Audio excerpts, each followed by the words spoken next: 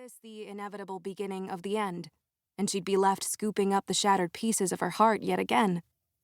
Mandy both knew it was different this time, and struggled with the sense of impending doom as if the other shoe, a black chuck with "I don't" emblazoned on the bottom, was about to drop and crush all the dreams she'd been constructing for as long as she could remember. These were not the kinds of thoughts someone should have on their wedding day, but they spun through her mind and stuck like melted marshmallow. A cobweb of white, gooey uncertainty that she needed to clean away. The Belgian waffle she special ordered sat untouched in front of Mandy as she took another long drink of her coffee and watched the pulp in her orange juice drift to the bottom of her glass. Edmund hated fresh squeezed orange juice, said juice should be sipped and never chewed. But Mandy loved to catch the little bulbs of fruit flesh between her teeth and bite down. Little explosions, like nature's pop rocks. But she couldn't bring herself to drink it today, or even take a bite. Instead, she alternated between staring at her dress and staring at the uninspired artwork hanging on the wall. It was the basic bulk buy most hotels did, some cheap reproduction they put in a gaudy frame in an attempt to make it look expensive. Mandy could have painted something better with her eyes closed. Thankfully, the bed was comfortable enough, and the coffee was hot, unlike her shower. She tried to convince herself it wasn't a sign of how things would go today. But the fact that she had woken up late, and the icy water, and then room service forgot the bacon with her order, well, things weren't off to a great start. She sat in the hotel-issued bathrobe, towel wrapped around her wet hair, trying to get warm, willing herself to believe all those things were not omens or harbingers of doom, and that they, in fact, had nothing to do with each other. They were all just flukes, one-offs, not the universe's way of preparing her for what was to come. She really should go down to the desk and complain, but that would be one more thing to add to Mandy's to-do list, and she couldn't move. Why was there this great importance placed on weddings anyway?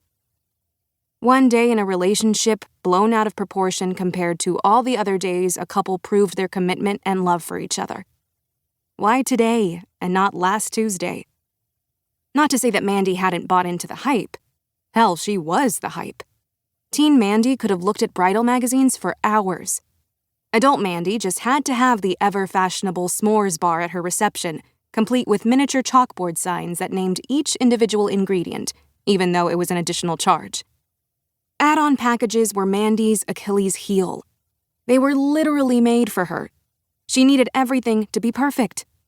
But why? And for whom? It was just a day, wasn't it? Marriage was for a lifetime, right? The Imperial March blasted from Mandy's cell, and she quickly swept it up.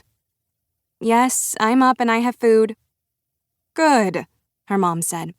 "We don't want you passing out during your vows." That can't really happen, can it?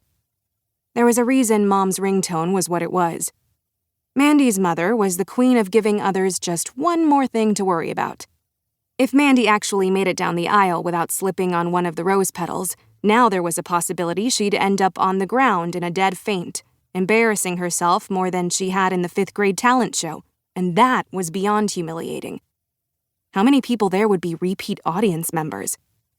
Issa would laugh her ass off. Aunt Mary would snap the world's worst candids that would haunt Mandy at every family event from now until the end of time. "Not if you eat something."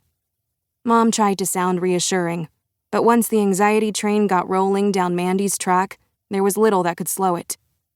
"Have you talked to Issa today?" It was like Mom knew exactly what Mandy needed. Her best friend. The person she'd been able to count on for anything and everything since kindergarten. Just hearing her name seemed to calm the swarming hornets in Mandy's stomach.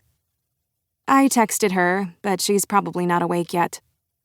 Mandy used the side of her fork to slice off a piece of waffle, dipped it in the now cold maple syrup, and shoved it into her mouth. She was not fainting today. No way, no how. "Well, I'm sure you'll hear from her soon."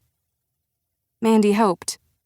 Issa was the only one who would be able to convince Mandy she was just being silly with her thoughts of signs from the universe. "You picked up the programs from the printer, right?"